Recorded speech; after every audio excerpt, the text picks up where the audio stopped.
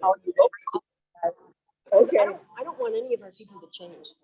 Okay. I love the board that we have right now. Right. I like it too. Yeah, I mean, everybody was together. We're gonna have big changes. Well, I get that. Well, I know, I get that, but the ones that are here, I mean, I just really like working with everybody. I was campaigning for. Right. Right. Did you notice it was the single Republican Cape County board member there? Yes. What a shame. Oh, see, I know. I don't even pay any attention to who's what. Really? Yeah, Oh, but I think I was surprised Ron Ford wasn't there because he's all about.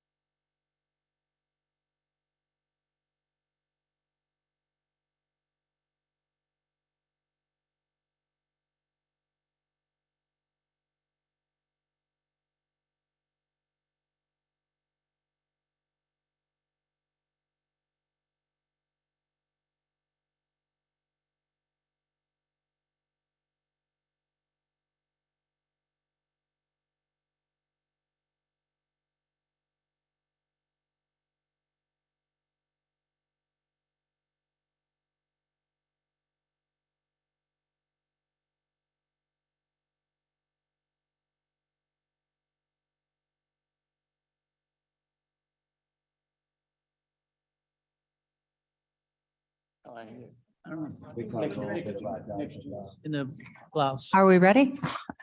the straight blouse. Afternoon, everybody. Oh, and the mic is working beautifully today. Wonderful. I assume everyone can hear me Lean back. loud and clear. Loud and clear. He runs. Thank you, sir. brothers, so we're all- So I would like to convene the Committee of the Whole of Kane County, Tuesday, August 23rd. I can't believe it's almost the end of August. And call this meeting to order, please. Clerk, could you please call the roll? Allen.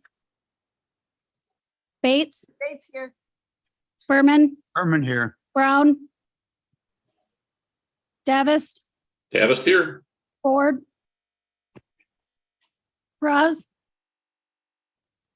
Gums. Iqbal, Iqbal present. Kenyon, Kenyon here. Caius, Caius present. Kobe, Kopi's present. Leonard, Lewis, Lewis here. Martin, Martin present. Molina, Molina present. Sanchez. Stepro, Seb Show present. Silva, Silva is here. Strathman, Strathman here. Sturgis, Surges here until 3:30. Tepe, Warnicki. You have a quorum. Okay, very good. Thank you. Mr. Kraus, could you lead us in the pledge, please? I'd be happy to.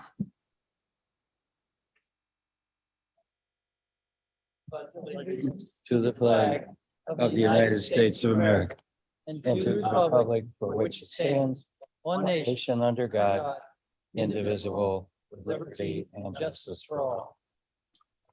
He doesn't.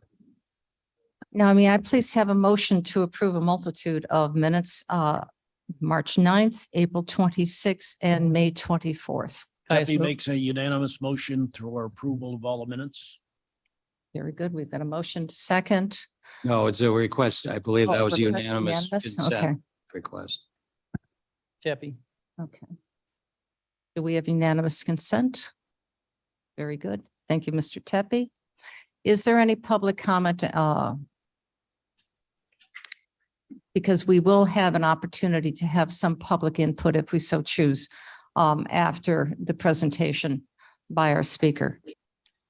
As a member of the public, I do want to know how Mr. Surgis did that effect where he was in focus, but his background was fuzzy. Yeah, that one. Go back to sleep, Mark. Well done. Which was best? Mr. Surgis has learned some technical skills, which is wonderful. Yes.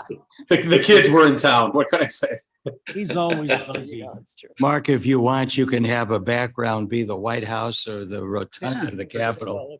Thank you. Thank you. Okay, well, All right, are we ready to begin? yes, sorry. That's fine. The levity that we have is good.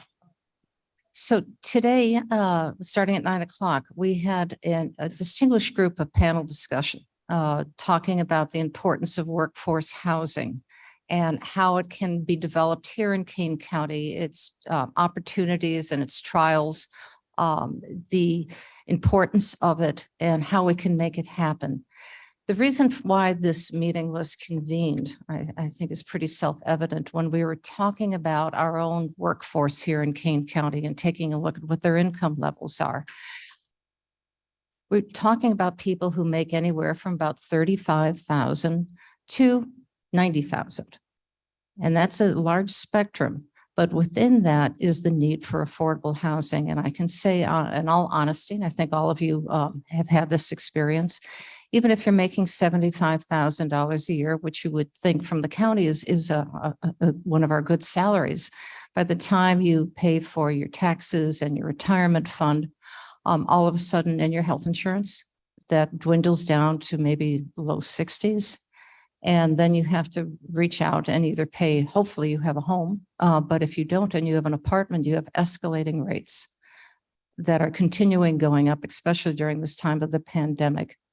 So if we want to amplify that out with what is happening with the workforce in Kane County, that scenario plays itself out continually. And we want to ensure that our workforce, not only for our employees in Kane County, but our teachers, our librarians, our not-for-profit administrators, our service employees, our nurses, have the opportunity to work and live here in the community that they support. And so that's the importance of this conversation. Why many of these homes, these apartment homes or townhomes, will be developed in municipalities. I believe it is very important for Kane County to be able to be a thought leader with this, to be able to facilitate that discussion if need be between our own development team, between Scott Berger's office, allowing us to be that network to support this, whether it's the discussion of zoning, if it's the discussion of corporate partnerships with affordable housing, certainly with transportation, taking a look at the Randall Road Orchard corridor and how we're going to develop that so that cars don't necessarily have to be used and you can get to work through transportation, mass transportation, buses, and maybe someday even a trolley. But this is the early discussion we're having with this, knowing the critical importance of that. And I'm happy and very privileged to introduce the Regional 5 Director of HUD, Diane Shelley, who's going to be talking about the federal government's plan and the opportunities that Kane County has to further have this discussion about how do we fund workforce housing. So Diane, please, if you could come up to the microphone.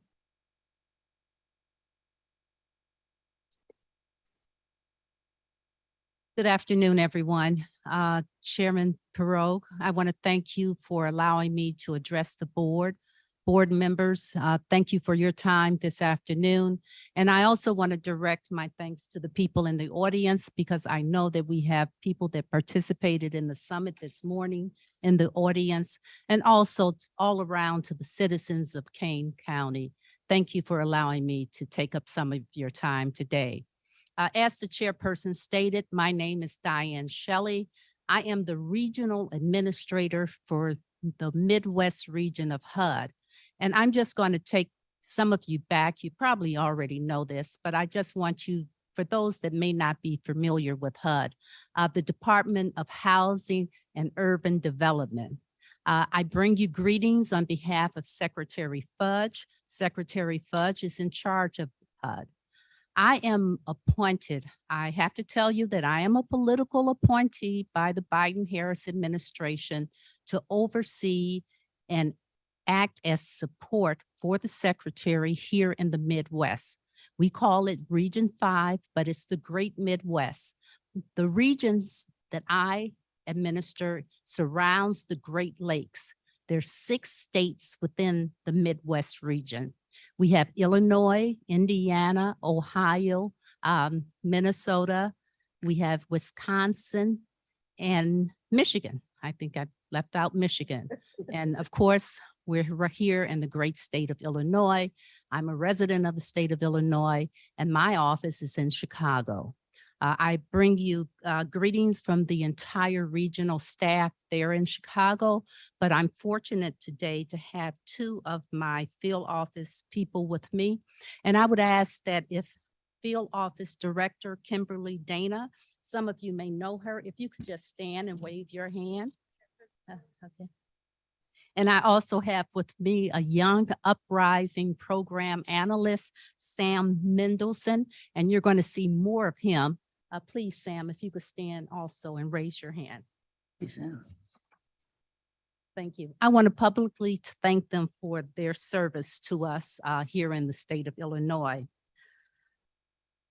HUD is divided into departments, and I could go on and on, take you through the many departments we have, but I think what's relevant to today's conversation is we have departments of planning, we have a department of community development, and we have departments that are designed to work with you and your community in order to bring affordable housing into your neighborhood and make your neighborhood strong. If you can bear with me for just one moment, I want to talk about the attitude of this administration. President Biden understands that affordable housing is an issue throughout the country, and he has announced what's called a Housing Supply Action Plan. And this is very simple. The approach is to make sure that there is affordable housing so that we can house America.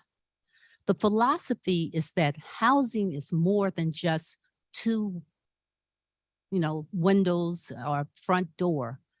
Housing is a community effort. It involves more than just putting a front door on a structure. It's about building relationships, stabilizing communities, bringing in economic development. And that's what we want to be your partner in here in Kane County. Now, HUD has opened recently $2.8 billion in competitive funding opportunity to help with homeless service organizations across the country for supportive services and housing programs that could provide new opportunities.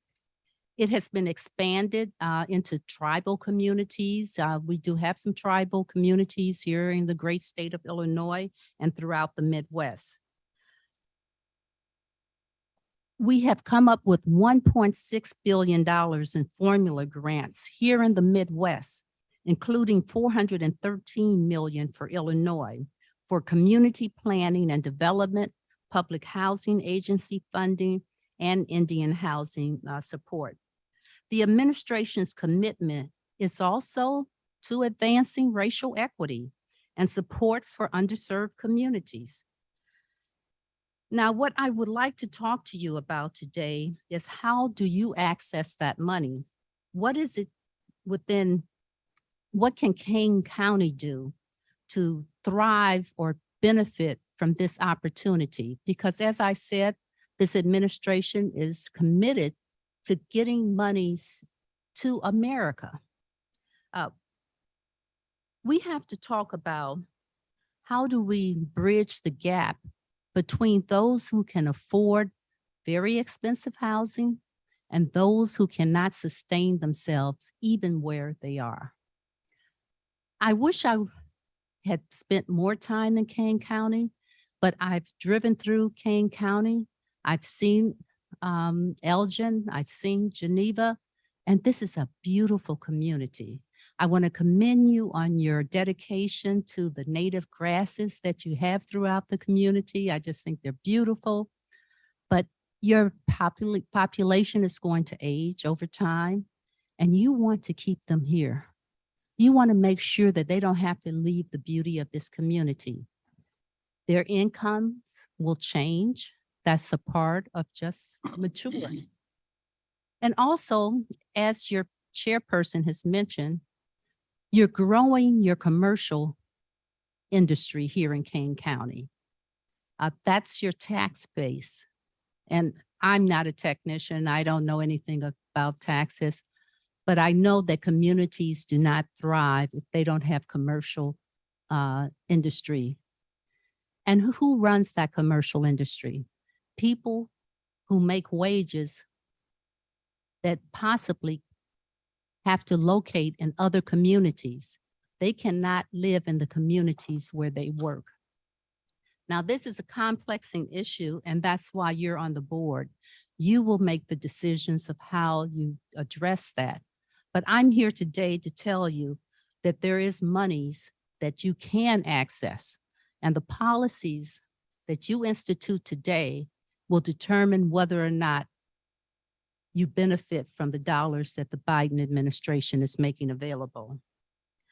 As you probably heard recently, there was $740 billion allocated under the Inflation Reduction Act program, signed into law last week. It provides several provisions related to preparing for existing and future climate threats. It will reduce energy costs for all families and allow owners of HUD-assisted multifamily properties to preserve tens of thousands of affordable rental homes by making them more efficient and healthy. Specifically, it provides for HUD to offer more than $837 million in grants and loans to address energy or water deficiency, indoor air quality, sustainability, energy storage, and climate resilience. We have noticed throughout the country that some of our communities are suffering as a result of changes in climate conditions. Our neighbors to the south, I was just down in southern Illinois, and they were recently devastated by flooding. Those are areas that now must recover, but you're in a very unique situation because you can do that long-term planning. And that's what's so important, and that's why these dollars are so useful. Now, the fiscal year 2023 budget for HUD. There are initiatives that the president has created, which requires that money be set aside to face these climate challenges. The goal here is to fortify your community, not to make your community weaker, but to make your community stronger. There are strong investment opportunities in development.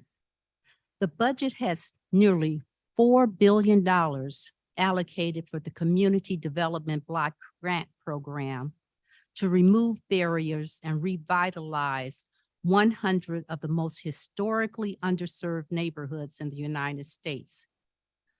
On the housing development side, it proposes $50 billion in mandatory funding and additional low-income housing tax credits to address market gaps and increase housing supply.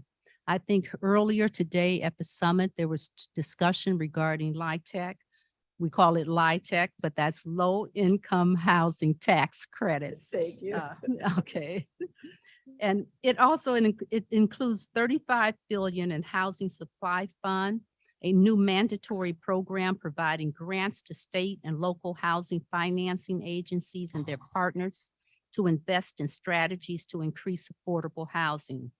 There is also $180 million for new development in Section 202 housing. What is Section 202 housing for some of you?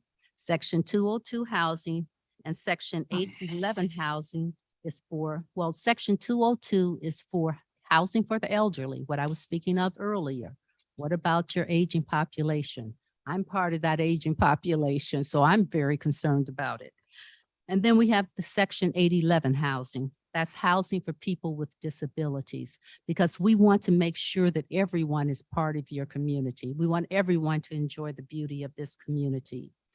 The budget advances sustainable communities, climate resilience, and environmental justice with $1.1 billion in targeted climate resilience and energy efficiency improvements.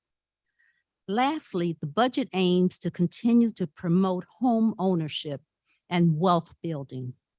As we know, in America, one of our largest assets and primary assets is usually our home. That's how we pass on wealth to our generations coming behind us. A proposed home equity accelerator loan pilot would test new loan products designed to lower barriers to home ownership for first generations or low wealth first-time home buyers. And now a new $100 million set aside under the home program for the first home down payment assistance initiative would provide funding to better support sustainable home ownership for these buyers.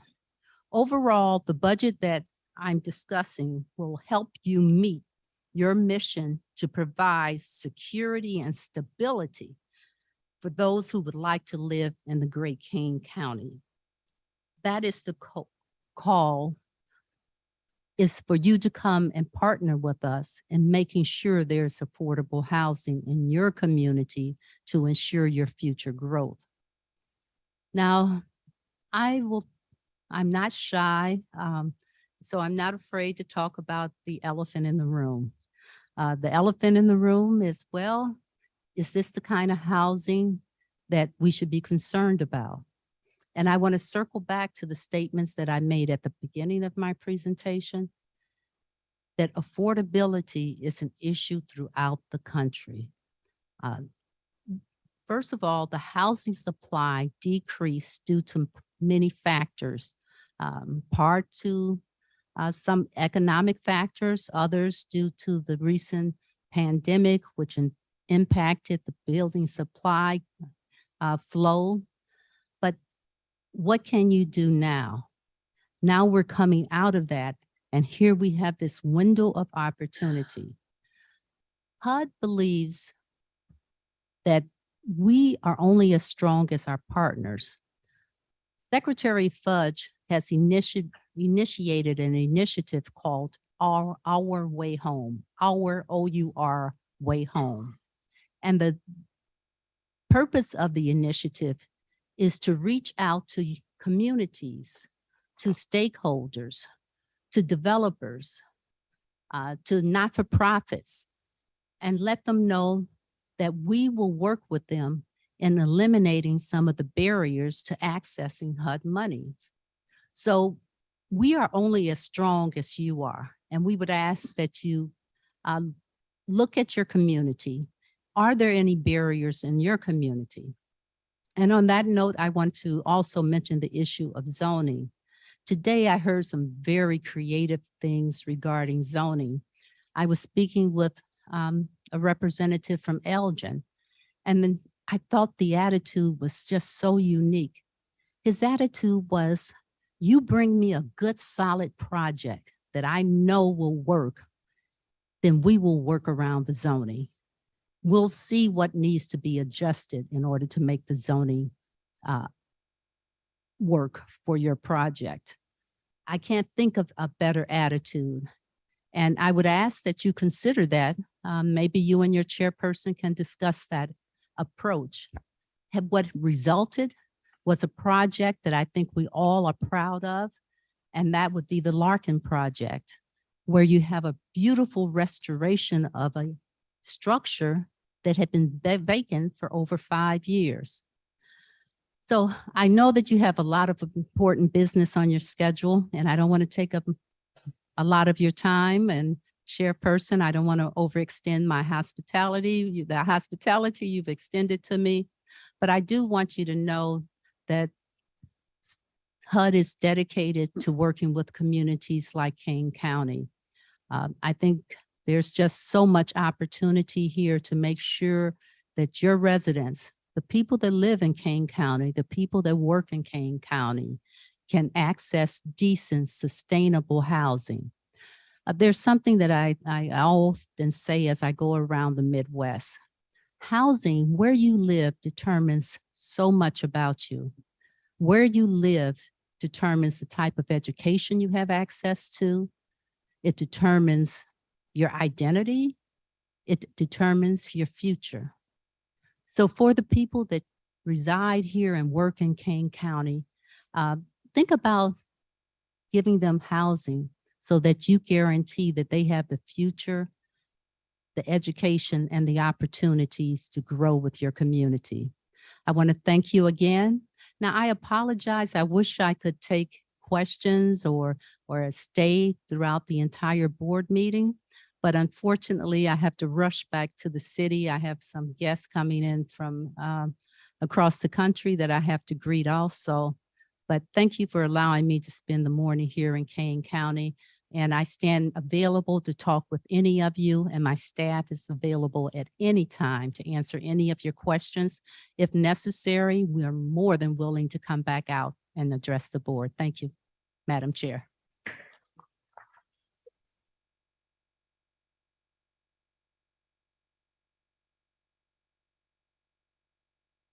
I can certainly assure you that you will not be a stranger here to Kane County at all.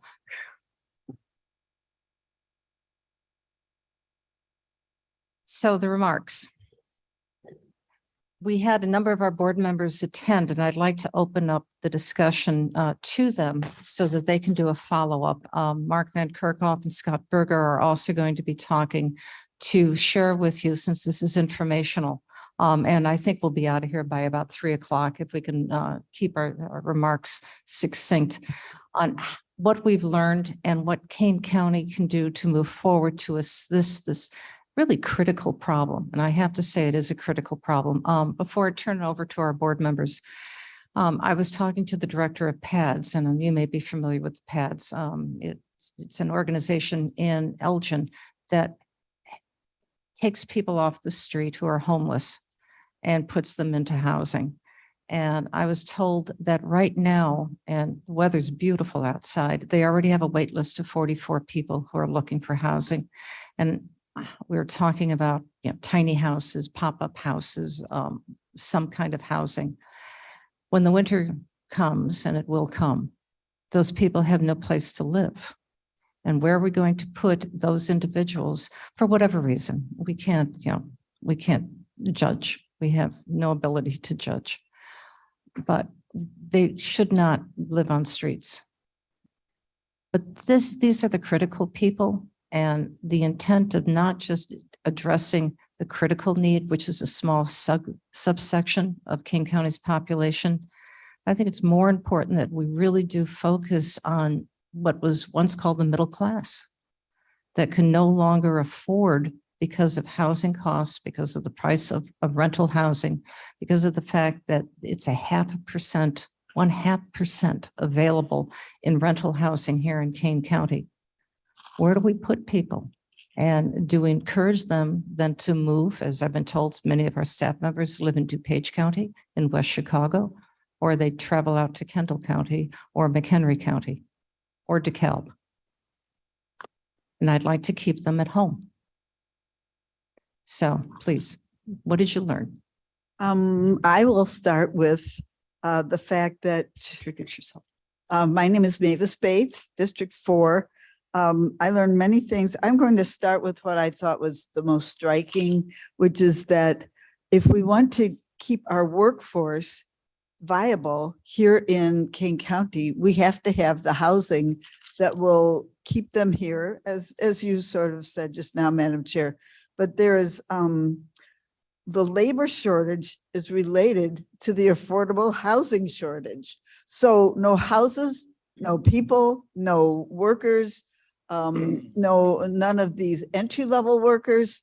When we say, where are the people? Why won't they take the jobs that we're offering? Well, where are the houses that they're supposed to live in? So it's a circle, and it's got to be, we have to start somewhere. And actually with the affordable housing, that's one of the most important things that we can start with. One of the initiatives we learned about this morning was called Out of Reach. And I think there's a website actually. And they have to do with young people who have to live with their parents.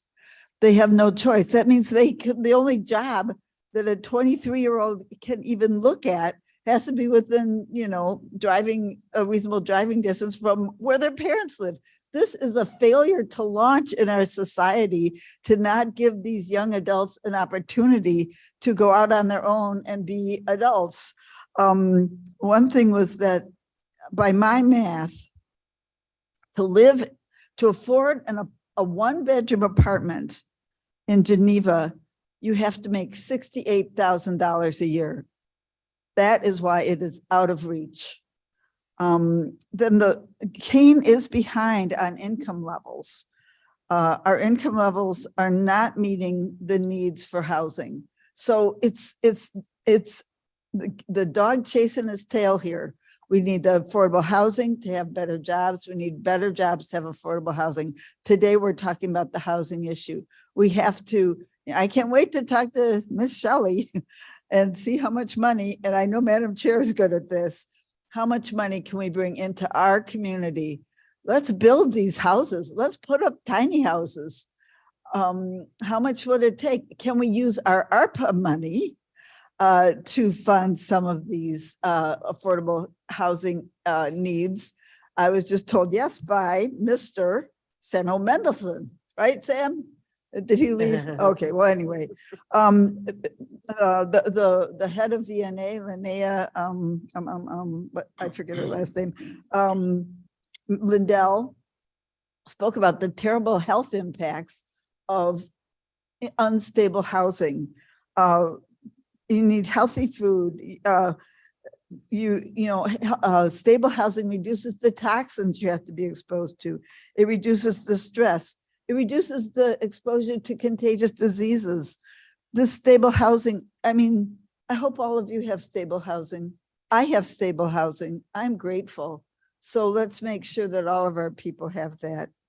Should I stop? Why don't we share? Why don't we share the I could go on. I think you've got a cheer squad here. Would anybody else like to make any comments? Sure. Yes, Ms. Strathman. Yes, I'm Cheryl Strathman. I represent District 20 in Elgin. And in my neighborhood is the facility that Ms. Shields talked about, Ms. Shelley talked about, and that is the Larkin 1212. It is a beautiful facility, and it was years in the making. Years ago, it was a state residence for physically abused kids. And then when that facility closed, it sat empty. And it's a beautiful building, and they've created mixed income housing, and it fits right in the neighborhood. It's beautiful. So if any of you want to come see it, it's in my neighborhood. I'll give you a drive around. It's beautiful. But I think what I learned this morning was how the unaffordable housing, the housing problem is the foundation for so many other problems. Or like Ms. Bates was saying with the healthcare and then you have childcare, we have people working 3 jobs and can't afford, they can't take care of the kids. They can't, it gets multiple myriad problems mixed together because they don't have affordable housing. And it's something that it is across the country, but we are, as leaders in our community, we have the responsibility to make some effort to help King County and to find some solutions to this problem. Mr. Caius? Oh, okay. Chris Caius, District 23. Yeah, I think the most impressive thing that I got out of it was that we can do this. We have done the kind of housing that we're talking here. It's not run down. It's beautiful. It's gorgeous. It's taken care of after it, they're taking into consideration not only what it takes to build it, which is actually more than regular commercial housing, because there are different needs that often have to be taken into account, ADA things and sound barriers. And it usually goes into areas that require more remediation and site planning and site development. And it really gets a bad rap as far as whether the community in the buildings that we're building for this kind of housing, these are hardworking individuals, they're families, and they take care of their places. And it's the property is, and that's one of the things that was pointed out in the last panel, was that the plan also has to include not only the building, the planning, the zoning and all of that, but once it's built, that it's maintained. And we have some beautifully maintained facilities, apartments here, right, that are good examples. So that when, and the trouble that it takes to convince a community, or to educate a community, I should educate a community that this is a good thing. It's going to be good for the county. It's good for the people. And it's a beautiful facility that we've got examples already that have been done. We can show that to the next step and make that continue. And I think the county should be a big part of helping municipalities and whatever we could do actually in unincorporated areas to make sure that we have the kind of the facilities that will house individuals that are hardworking and contribute to the community and can make a decent living at it. It's very exciting, really very interesting. Thank you. Thank you. Mr. Bourbon, you had some comments? Yes, I'm pretty much familiar with this from my 30 years in municipal government. And it really was a review more than anything else, but it really points out that, the demand, there is a demand out there. It shows us what needs to be done and how to go at the solutions. And it's you need a developer that's involved and wanting to make it happen. There's certainly a need based on the cost of land and everything else, that there's a need for an incentives, whether it be reduced taxes or reduced fees or whatever. These are the things that are going to make it all happen. Other than that, as Mr. Kyle said, it's keeping it running afterwards is important also. So I think it was a good meeting. I think that certainly there is definitely a problem we need to address. And it's good to see the county involved, because it is basically in the past, it's been a municipal problem. It certainly hasn't been the county's problem. And I think with the county's involvement, we can maybe improve upon what's happening. That's it. Yes. Then Mr. Tep. Anita Lewis, District 3 Aurora. And I don't want to, say what everybody else said, because they all made such really good points. But from what Mavis said, it is just part of a whole big problem. And it all revolves our health, our mental health, our jobs, our housing, our sense of community. It just all goes together. And having the summit this morning and just actually pulling apart this thing about housing and what are we going to do? And somebody said that affordable housing does not mean low income. And we have to keep spreading that. Affordable housing means housing that our people in our county can move into and work in our county and raise their children in our county and, you know, and enjoy all the things that we have in our county. So it is certainly not low income. My takeaway as a board member is that as these projects come up, to make sure that if it's a project in Aurora or wherever, that I'm an advocate for these projects and that I try to do everything I can to help break down the barriers that are going to keep these projects from going forward. It's it was a little shocking to me when lady told her, you know, was talking about she had to go through zoning and jump through hoops for 2 years, you know, in order to get a beautiful project in South Elgin. You know, and we can't let that happen. We have such a critical need right now that we have just got to really be advocates and push forward. And like everybody else, I'm really proud that Kane County has taken the lead in this. Mr. Tepe. Thank you, Madam Chair. I wanted to add that in addition to this morning's program, on Friday afternoon, Madam Chair and myself and about a dozen other people were on a bus tour with Mrs. Shelley. And they took us around a whole series of affordable housing projects in St. Charles, South Elgin, and Dundee. Thing that impressed me about it were kind of as follows. One, just the way the facilities looked. Everything around the facility was neat and organized. It wasn't a situation where you'd be concerned about living next door, okay? Second was the average cost per unit. So when you've got 30 or a 50 or even 100 unit building, the average costs that were shared with us on Friday were between $250,000 and $300,000 per unit.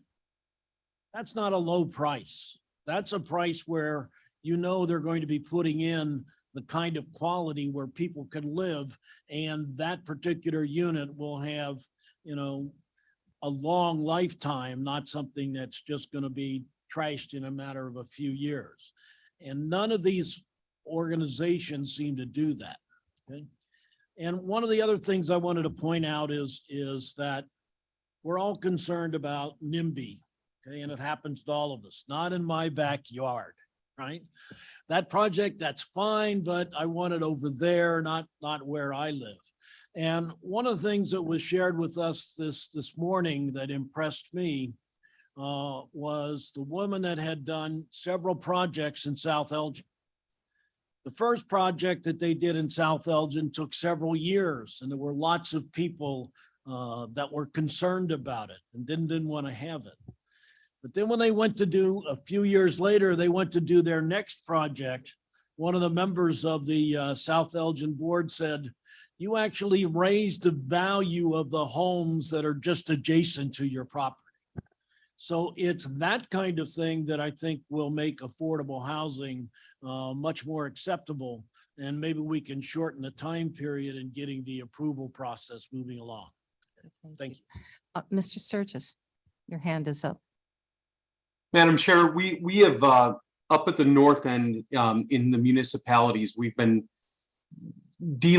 flirting, open conversations regarding this very subject, and I'm sorry I couldn't make it this morning.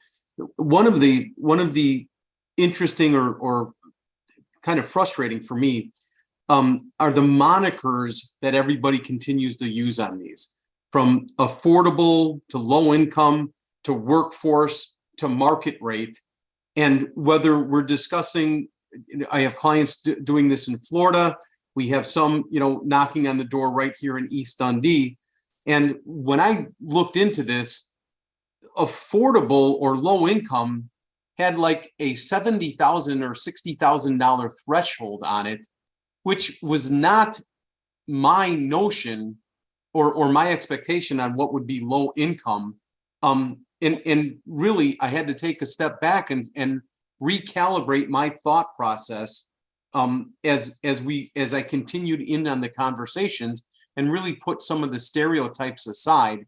And I'm hoping that everybody that's listening or in the boardroom, has the ability to be a little bit open-minded on this and look at this with open eyes and embrace some of this. Because it doesn't matter where you are in the United States, this is one of the key issues. This is, and it doesn't seem to matter, or at least the research I'm seeing doesn't seem to matter if it's, like Mavis said, that the young individual just coming out of college, or, I'm 59 years old, or if it's the individual that's looking to possibly retire and saying, what is affordable and what are the options? So I thank you all for bringing this forward and helping us out with it. Oh, wonderful. Scott Berger, you're online. Could you please talk a little bit about to the board about how this sense of workforce housing can impact job and economic development, and what you're seeing at your end as you're trying to place individuals into prospective jobs? Yes, I'd be happy to, Madam Chair. Good afternoon to everyone. And I first would like to just say how pleased my colleagues and I are to have the regional administrator pay us a visit along with her impressive team today. And I just want to say that the issues that you're speaking to, that you've been speaking to throughout the day, are really central to my office's work. I think most of you know that we have kind of a dual focus in community reinvestment. Our workforce development division is focused on providing job training, educational advancement, and job placement services to your constituents. And then our community development division has as its number one priority the development and preservation of affordable housing. And I want to say that even though some of our funds do go out in the form of grants, most of our housing funds go out in the form of loans.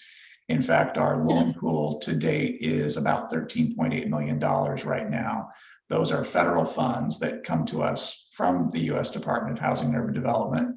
We have more than a 2-decade track record of working with our colleagues at HUD to invest federal funds in the county.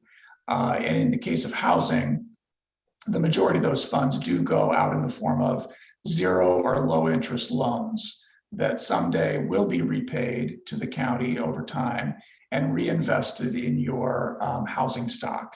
To your point, Madam Chair, and to the point made by other members of the board, yes, housing is a fundamental need, and it's a fundamental factor in a household's economic prosperity, alongside their employment and their earning potential. So these issues, while separate, are very much interconnected, and our office is very mindful of that. And it really speaks to the central core of our challenge to assist your constituents at achieving self-sustainability and success in life. So thank you for this opportunity. Thank you, Scott. Mark, could you please come up now and share with us what we can do to perhaps to move forward and other opportunities available to the board? Sure. Good afternoon. Mark Van Kerkhoff. I want to thank everyone who is part of the summit. Chris Toth, who worked with me. I want to thank especially everyone who came over from the summit. But we had a great attendance and lots of enthusiasm for participating, a lot of good input as we put together the panels and the topics. We continue to learn a lot as we hear. We appreciate the partnership of Scott Berger and his team. Working with our over 30 different municipalities. A couple things just that haven't come out so far in comments. One is that there was a summit that was hosted in April by many of the folks that attended today. That was sort of the catalyst for this conversation to continue, and it's going to be continue to be a catalyst for additional conversation. So I want to thank and recognize that group as well as for their help in putting in today's program together. In terms of the need, Chris Toth and I, in working with the Jobs Committee and working with economic developers, organizations locally and even in the region, is that workforce, Mavis, as you said, is the number one commodity, both for our businesses that really want to stay and grow in place, but they need additional employees or just to continue to fill existing openings, or for when new opportunities come to our communities, they say, we're going to create 100 jobs, we're going to create 500 jobs. Where are the folks going to come from? How are you going to help that? And Scott and his team and our 2 community colleges are doing a lot to step up for workforce training and supports, but we still need the people. So that the need panel was the first group that talked this morning. Had a lot of good information. Our own regional office of education was represented in talking about the impacts, not just on our schools to operate, needing teachers and workers at all levels, but really the impact on our families when they don't have housing, or they're working multiple jobs to afford the housing that they're in to stay in their district. In our resources panel, we covered some of the opportunities that we already have. Scott mentioned the funding that the county gets from HUD currently. We also have other resources. Our new CPACE program can be applied to multifamily housing. Not a lot of people know about that program yet. Madam Chairman has reinvigorated our relationship with IRVDA in terms of what they can bring, in terms of, especially with soaring construction costs. Does everybody know what, Oh, I'm sorry.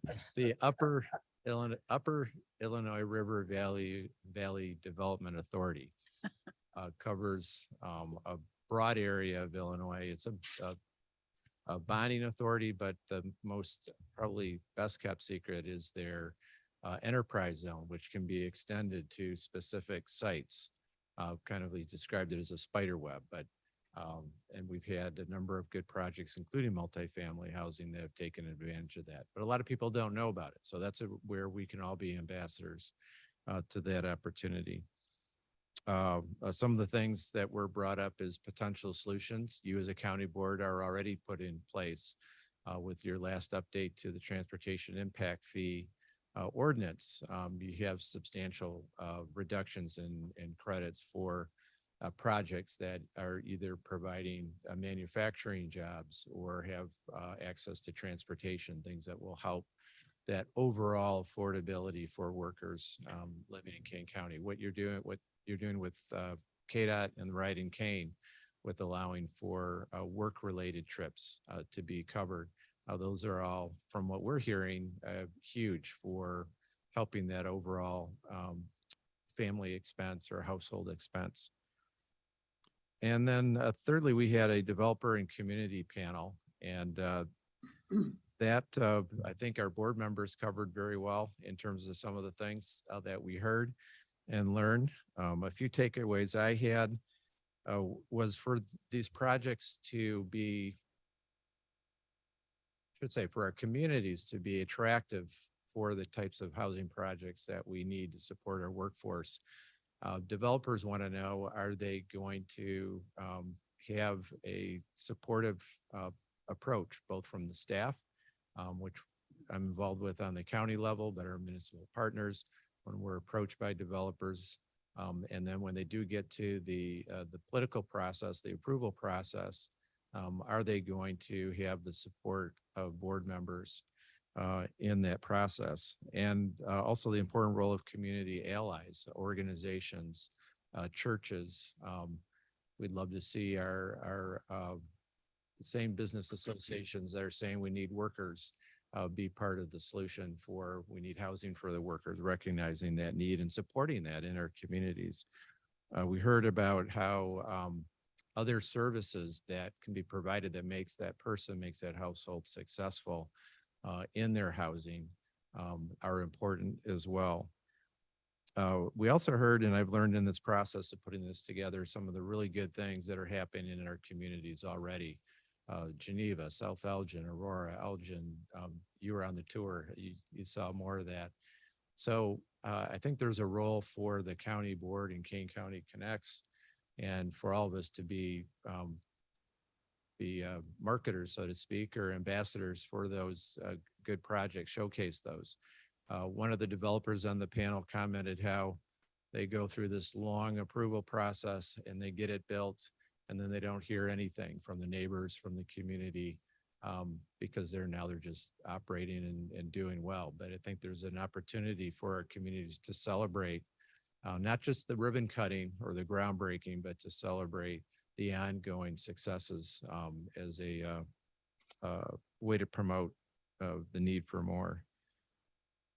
Also from Aurora, we heard from David Debo and how their economic development team is looking at sort of the gap. So not just the economic cost of the project and the gaps, but then, what is the value long-term of that project for continuing to provide housing? What does that mean to our local businesses to always have that unit available for workers and for families? So I think that's another way to look a little bit more outside of the box than just the initial economics of a project. And that's about what I have to say to wrap it up, other than I'm happy to answer any questions. But thank you for the opportunity to have the county host this event. Oh, it was truly wonderful. And everyone that I talked to who was there applauds the conversation. It was deep and wide at the same time and very meaningful. And I do believe that this is going to be a catalyst that is going to be moving forward. One of the things that I learned, not only because there is a lack of opportunity for wonderful apartment homes for people to live in. I asked what the turnover was, and I know that there's a wait list. So when people move into these, are they transient housing, which something is most communities don't want to have. It's hard when you get used to a neighbor and then they leave and somebody else comes on, which oftentimes you think is in apartments, they're transient. This is not the case. I've learned that many of the individuals who take residence in their apartment homes aren't very stable. This is where they live for an incredibly long period of time, appreciating the community, enjoying their new home and taking care of it. So it's not anything that the NIMBYism of who's going to be my neighbor next week or what trouble are they going to be bringing in. I've even heard that there was conversation about one proposed development that was not successful, that it was asked, are you going to have metal detectors? So I know we all shake our heads, but this was an authentic question. So as we walk through our hallways here and say hello to our staff, and we go to our restaurant and enjoy a meal, or we go to the dry cleaners, this is the people we're talking about. These are our people. This is our community. And these are the kinds of homes we have to provide for the diversity of our community. Because through diversity, I'll always continually say this, we're powerful. So next steps, I think we have to talk a little bit more about zoning. So perhaps that could be addressed at another meeting. The one thing that I will, because I think we've learned a lot, is we have a lot of big box stores that are on Randall Road and Orchard that are being underused, and strip malls that are being underused. And I asked specifically, and I just learned this today, well, gosh, putting an apartment complex right along this thoroughfare would be fantastic because it has access to public transportation, shopping, it meets all the buzzwords. But then I was told that the people who own the big box stores don't want it because it covers up their store. And I went, And then I got to thinking about the homes that I've seen and the developments that I've seen in Connecticut and Rhode Island and upstate New York and Colorado. And it's totally mixed, where there's greenery, there's berms, there's apartments, and there's stores right behind it. And they all seem to thrive very well. So this may be a more challenging conversation. But when I was talking to Ms. Shelley about this, and I said, I believe that Myers and certainly Walmart and Jewel, et cetera, have a philanthropic wing to them. I know they do. And she said, well, we have a philanthropic wing through HUD. And I went, perfect. So there may be a different approach that we have to take, and not all stores, but perhaps some of the parking lots that are underused, since we don't need all those parking facilities anymore, can be turned into green space and homes rather than just asphalt.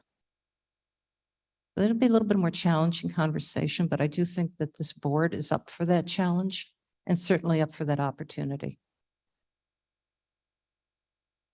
So are there any questions from the board, from members of the board who have had a chance to speak up? Oh, yes. I had one comment, we're talking workforce housing and it's affordable housing. I think some people are confusing this with senior housing and over 55 housing. There's a big difference between the two. In this case, it's certainly supported by the municipality or supported by the county, as we're attempting to do. So as opposed to the other. Right, So, correct. just want to make that clear. And supportive housing is care housing that needs people perhaps who have developmental disabilities, mental health issues, that need structural support to make sure that they are successful. And senior housing needs a special kind of support for aging seniors who live independently, but may need different opportunities. Oh, Mr. Ford. Thank you, Madam Chair. Ron Ford, District 6. Along with this, there's a lot of great conversation here. Along with this, we got to keep in mind that transportation is important, childcare is important, and also, like you talked about, accessibility to stores. I can see in the future with the way gas prices are going up and cost of cars, that we'll see more and more people on foot than we have before. Also, although they're in the Fox Valley area of Aurora, there are 2 projects that are going up where the old Fox Valley Mall has been partially torn down and multi-units are going up. And then across the street from that, there's a project coming out. Well, what is now known as the Asian Mall is in the process of doing the same thing. So those could be 2 examples that we can keep an eye on to see how they come out to use for our conversation. Very good. Excellent. Excellent. Madam Chair, Dr. Silva. Yes, Dr. Silva, please. Thank you. Thank you for the lively conversation. And it's really eye-opening as I'm listening to everyone talk. I tend to sit back and just listen to everybody closely, but the thing that really rings true to me is how do we make all of this self-sustaining? I think that is the most important thing, right? Teach a man to fish or give him a fish or a woman. But I think that it's very important to look at training, financial literacy, recognition of online and telephone scams, ID theft, but definitely financial literacy, because the goal here is to build, to build generational wealth and to allow people to sustain themselves, because people are proud. We're all proud, and we like to work, and we like to we're just proud individuals. And I think that teaching us financial literacy and what is available, what tools are available to us in order to self-sustain, in order to have that affordable housing, in order to build that generational wealth is a very important thing. And I think that coming into the communities, one of our speakers so eloquently and accurately mentioned churches and community buildings. So I just would like to underscore that and how important I feel those things are. Thank you. Thank you, Dr. Silva. Anybody else? I know we have some leaders in the community, and if as I stated earlier, is there anyone from the audience who would feel that they would like to say just a brief word or two? Yes, ma'am. And please come up and introduce yourself. Thank you, Madam Chairman. Eileen McNamee with Pads of Elgin, and I've spoken to most of you already, trying to get some more ARPA funds to do what we're doing. This is all really important, how you're trying to draw more people in for that workforce to help whom you have here already. I mean, whom you'd like to bring into our community. But right now you have a workforce that can't afford housing, and that's where we end up with them at pads, and they just can't afford their housing anymore. So I want you to remember that, you know, while we're trying to build this housing to draw in a community that can work, I am working with the people who can no longer sustain that living wage and somewhere to live. And Dr. Silver, thank you so much for speaking towards that. One of the things that we do is try and teach financial literacy, try and teach them how to stay on a budget.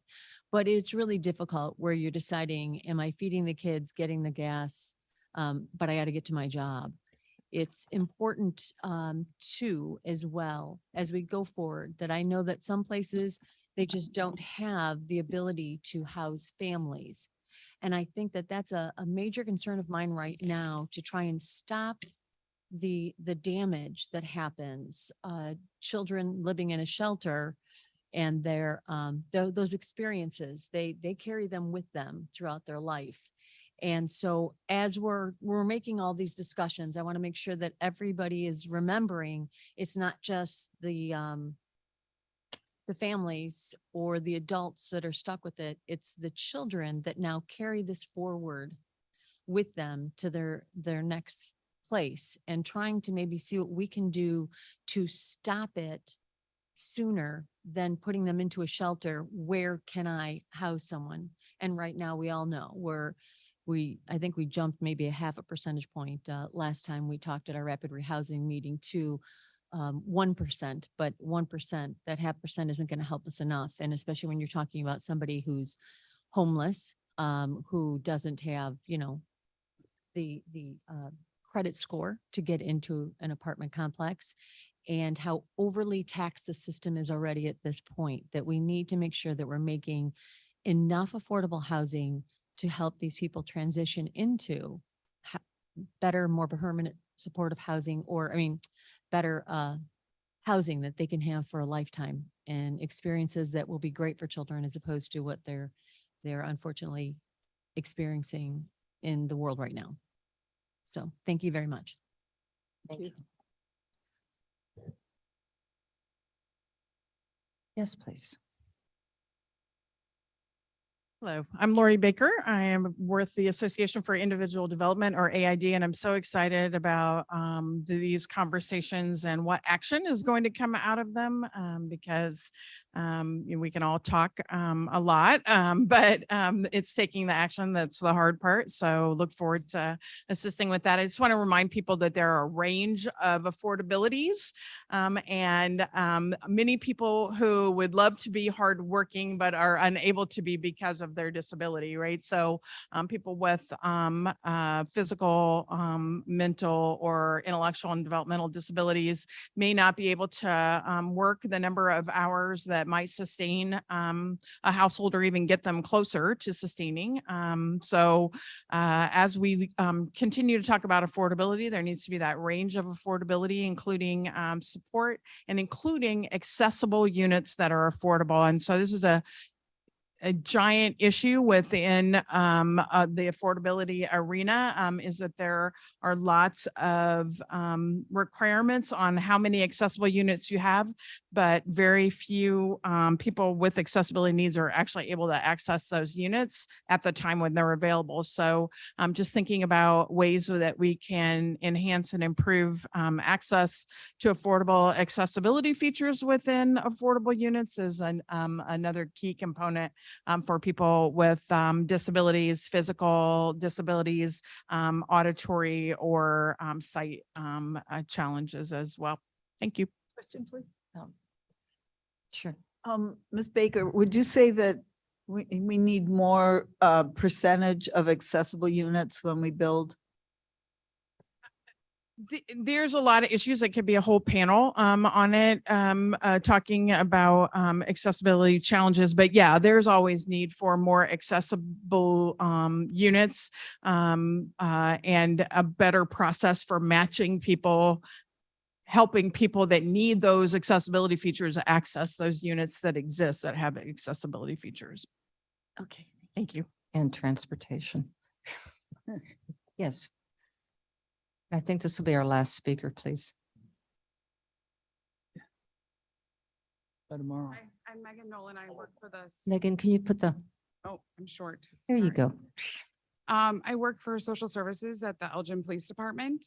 And I just wanted to second what both of them said is that I have individuals that come to me on a daily basis that don't have a home.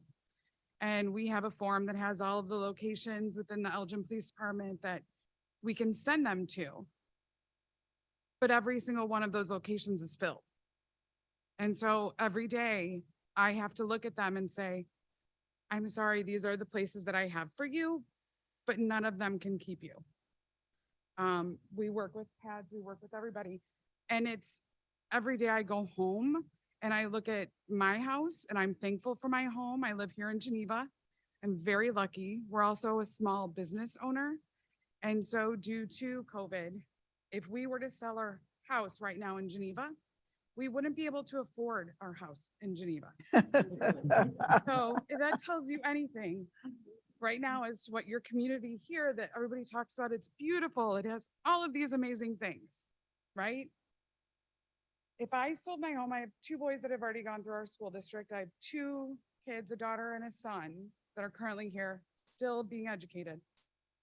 And my husband and I have to balance every day of, okay, so we have to make this bill work and we can't make this bill work.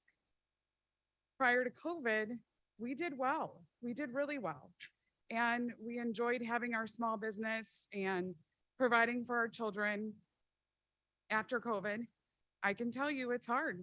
It's really hard. And if we sold our house today, we couldn't provide our kids with the education that they are provided within Geneva now, because we would have to leave you. I hope that you guys hear that, because my husband works really hard every day. I commit myself to social services and working with pads and everybody over here, and I work for our community. So sorry, I'm a little, just because I've seen and gone through everything and see my friends and my neighbors, it's a big difference. Some of my neighbors were not affected by COVID whatsoever. My other neighbors, and we live in the same subdivision, and they're really affected. So it's a difference right next door. Thank you. Thank you. And thank you for the generous words and the truthful words. So just to wrap up, not only is providing housing a stabilization for our community and being able to provide what we all need is a place to call home, whatever that home would look like. And we'd all agree with that. It's an opportunity for our children to have graduated from school, to have a place to come back to live, to be able to grow, to be able to take on a family business, to be able to continue the careers that they've started.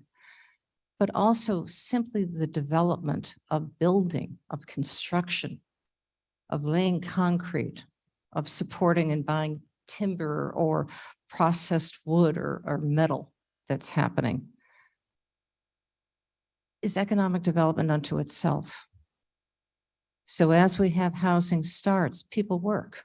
Carpenters work, electricians work, labor works, landscapers work, Home Depot works, Menards works. So this is a very important thing, and it's not just to do good for, it's for the economic development and stability and growth of Kane County. So Mark is going to have some interesting, and Scott will have interesting conversations going forward. And I look forward to getting a lot of questions from all of you in the audience. And let us know how we can help you. And I am sure that this board will do everything it can in its capacity to be of support to you. So But there's nothing else. I want to thank our speakers for reminding us that as much as we want to do these long-term things, we still have to think short-term. We have to think today and tomorrow and next year. Thank you. So Mr. Kenyon, please. It's your job. I would move that we adjourn. I'll second that. Second. All in favor? Aye. Aye. Thank you all. Have a great day. Yes.